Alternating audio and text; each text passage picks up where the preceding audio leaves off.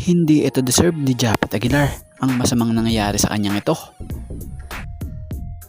Justin Brownlee, bakit nga raw iika-ika at ngumingibit? Nakala mo'y may masakit na iniinda nung inilabas nung Game 3 Finals. May injury nga ba daw ito?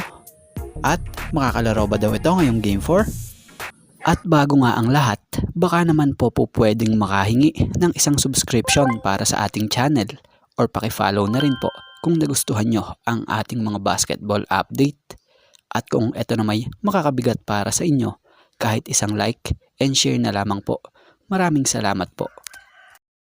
Nakaisa na ang Barangay Ginebra sa finals na ito kontra TNT na kung sa Game 3 finals ng laban na ito pinangunahan ni Scottie Thompson ng Barangay Ginebra na siyang tinanghal na best player of the game matapos kumamada ng 15 points, 5 rebounds, and 4 assists sa laro ngang ito.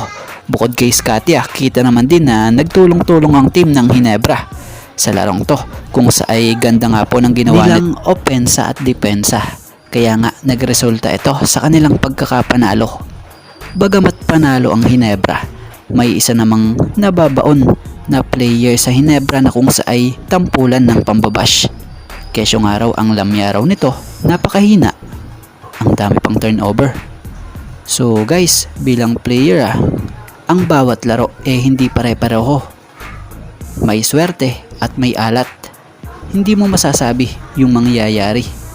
Katulad dito kay Japet, yung nangyari sa kanya, matatawag mo yung off night dahil tandaan nyo, buong conference, elimination, quarterfinals, semifinals, ang ganda ng nilaro ni Japs.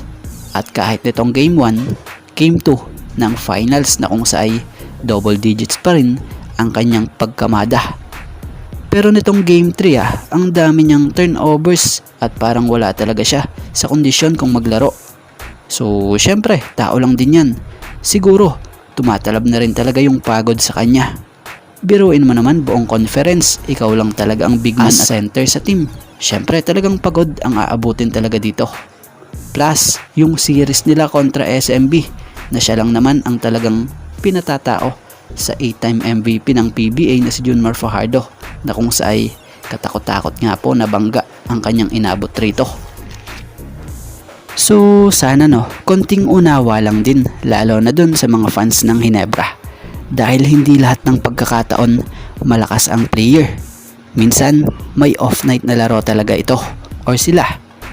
Pero asahan nyo pag naka-recover yang gaya na lamang nitong si Japet balik impact muli ang laro nito.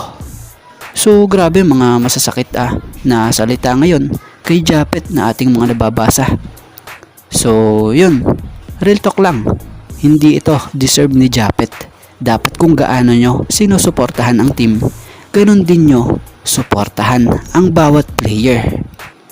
2-1 na ang serye ng best of 7 finals ng Ginebra kontra TNT Tropang Giga na kung sa ang nangunguna ay ang TNT sa series na ito. Pero wala nang magaganap na sweep sa labanang ito dahil Game 4 na nga po sa best of 7 ngayong linggo nagaganapin sa Big Dome. So sa nangyayari nga pong Game 3, reviewin muna natin ng ilang kaganapan kung paano tinalo ng Ginebra ang TNT rito. So ibinalik ng Ginebra ang matindi nilang depensa dito at pinarana sa TNT Tropang Giga. Pinadapa sila sa first 2 games etong Ginebra pero nakadiskarte na nga po sila sa pangatlong laban na. Kapansin-pansin pa rin na manipis pa rin ang rotation ni Coach Tim Cone na ginawa sa Gin Kings na kung sa siyam lamang din po ang ginamit ni Coach Tim Cone kasama na rito etong dalawang veterano na sila LA Tenorio and Joe Devans na siya nga pong laking ambag rin ang naitulong sa team. At mapunta naman tayo dito sa estado ni Justin Brownlee. Hindi nakaligtas sa mga mata ng mga fans ang galaw ni Justin Brownlee sa patapos or sa papatapos na huling quarter ng Game 3 finals na ito na kung sa iika-ika nga ito nung inilabas. So marami nagtatanong kung ito ba daw may hamstring injury at kung makakapaglaro ba daw ito sa Game 4 finals. Ang naging sagot nga dyan ni Justin Brownlee no concern, just getting old I guess, just a little cramp, obviously Everybody knows the history I have with cramps and things like that. Just gotta keep emphasizing for myself just to stay hydrated. At this point, I'm sure everybody got a little nicks and pains. So being hurt at this point can't be an excuse. So yan, malinaw na walang injury itong si Justin Brownlee. Kaya wag daw mag-alala.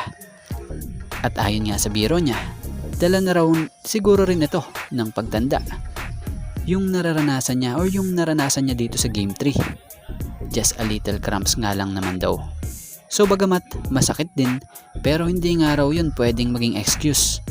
Kaya naman, grabeng kayod na lamang din talaga ang ginawa ni JB dito sa Game 3 Finals na ito para mabigyan niya ng panalo ang Hinebra na kung sa ay kumamada pa ito ng double-double sa stats niya para lang makuha ang panalong ito.